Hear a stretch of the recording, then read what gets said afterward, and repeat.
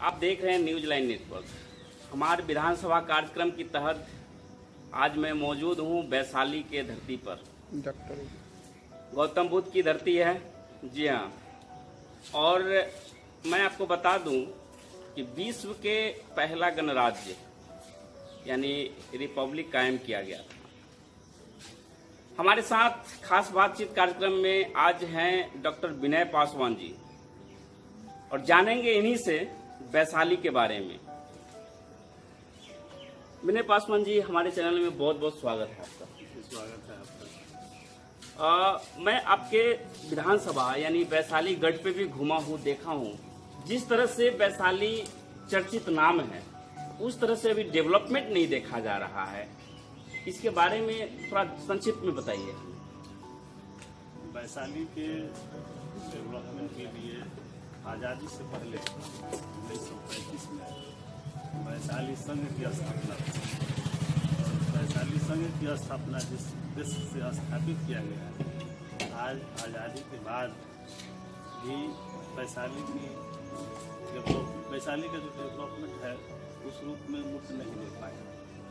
यहाँ जब भी कोई जनप्रतिनिधि वैशाली से नवनियुक्त होकर के गए तो वैशाली के बारे में उनको विशेष रूप से किसी तरह का जानकारी नहीं होता है। वो किसी पार्टी के जो लोग होते हैं उनका जो एजेंडा होता है, उस एजेंडा के आधार पर यहाँ से विधायक और सांसद बन के जाते हैं। लेकिन ज़रूरत है वैशाली को डेवलप करने की, वैशाली के बारे में विस्तार से समझने की। आज तक ऐसा किसी भी जनप्रतिनिधि में नहीं देखा गया जो वैशाली को ब्रीफली बहुत बढ़िया से अध्ययन किया हो। मैंने विगत 17-18 वर्षों से वैशाली का अध्ययन कर रहा हूँ, और वैशाली के अध्ययन के बाद पाया कि वैशाली के डेवलपमेंट के लिए कहीं से कोई ज़रूरत नहीं है कि भारत सरकार इसको पैसा दे और इसका डेवलपमेंट हो, या बिहार सरकार पैसा दे इसका डेवलपमेंट में। विश्व के कोने कोने से लोग घूमने आते हैं, तीर्थ स्थल है वैशाली। और वैशाली के जब मोहल्ले में, गांव में हम जाते हैं, देखते हैं उस प्रकार का एजुकेशन नहीं है और उस तरह का डेवलपमेंट नहीं दिख रहा है, तो एक प्रश्न खड़ा होता है कि जो भी सत्ताधारी, जो भी लोग हुए, जो विधायक हुए, मंत्री हुए, नेता हुए, क्या वैशाली के लिए उनका दिमाग आया या नहीं आया? अभी तक तो किसी भी विधायक या सांसद को इस तरह का नहीं देखा गया कि वैशाली के बारे में पूरी इच्छा से समझा। और इसका परिणाम है कि आज जो विश्व के मानचित्र पर है, यहाँ का हर विधि व्यवस्था विश्व के मानचित्र पर हो सकता था, वो नहीं हो पाया। ये यहाँ का ये युग है कि आज तक हमारे यहाँ जो भी प्रतिनिधि हुए, या तो यहाँ की जनता नहीं समझ पाए कि यहाँ कैसे लोगों को चुनना चाहिए था। ये जनता के लिए भी दुर्भाग्य की बात है और वैशाली के लिए दुर्भाग्य की बात तो है ही। साथ ही वैशाली के डेवलपमेंट की अगर बात आती है तो वैशाली अपने आप में ये विश्व के मानचित्र पर है। यहाँ का हर विधि व्यवस्था विश्व के मानचित्र पर होना चाहिए। स्वास्थ्य, शिक्षा, रोड और ये तमाम बातों से अगर ऊपर उठते हैं तो यहाँ न किसी तरह का कोई विश्वविद्यालय है, न महाविद्यालय है। और इसकी स्थापना वैशाली के डेवलपमेंट के लिए निश्चित रूप से होना चाहिए था, जो आज तक नहीं। महाविश्वविद्यालय के बारे में कहा तो मुझे एक बात याद आई कि एक ट्रस्ट आपने बनाया है। ट्रस्ट का नाम क्या है? और ट्रस्ट वैशाली में एक हम लोग इसलिए स्थापित किए कि 12 कंट्री के लोगों ने वैशाली में एक तथागत विश्वविद्यालय बनाने की सहमति थी, और इस बिहाफ में हम लोगों ने एक तथागत मानव कल्याण संघ ट्रस्ट बनाया है।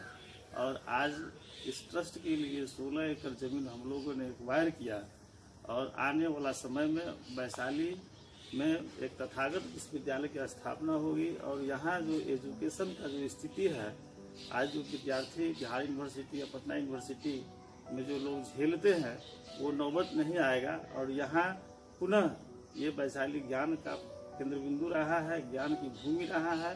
भगवान बुद्ध को भी यहाँ पर अलार कलाम नाम के गुरु के पास आना पड़ा था। उनके प्रेरणा को देखते हुए, उनके स्मृति में हम लोगों ने पुनः वैशाली को ज्ञान के भूमि के रूप में, ज्ञान का भूमि बने यह वैशाली, इसके लिए तथागत मानव कल्याण संघ का हम लोगों ने स्थापना किया। और संघ के माध्यम से संघ तथागत विश्वविद्यालय का स्थापना करने जा रही है, जो वैशाली के लिए वरदान सिद्ध होगा और वैशाली से पुनः विश्व के लोग प्रेरित लेंगे, प्रेरणा लेंगे और वैशाली के डेवलपमेंट देख करके अन्य प्रदेशों का डेवलपमेंट होगा, अन्य राज्य अन्य। अभी तो डेवलपमेंट कुछ नहीं दिख रही है। हम माना जाता है या कहा जाता है कि गौतम बुद्ध वैशाली की ये कर्म भूमि है उनका।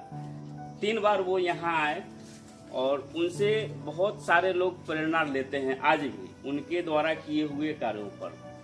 तो मेरा सीधा सवाल ये था कि जो विधायक बने, जो मंत्री बने, जो नेता हैं, क्या वो ऐसे लोग वैशाली के लिए पूरी निष्ठा के साथ खड़ा नहीं दिख रहे हैं?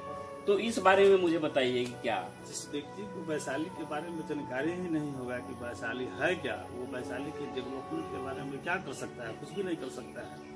सबसे बड़ी तो दोष इस बात का है कि जो यहाँ जनप्रतिनिधि होते हैं वो प्रॉपर को वैशाली के बारे में कुछ भी नॉलेज नहीं होता है। अगर नॉलेज होता है तो इस वैशाली को डेवलपमेंट के लिए कहीं किसी भारत सरकार और बिहार सरकार की जरूरत नहीं पड़ता है। ये तो कॉरिडोर बनाने की जरूरत है।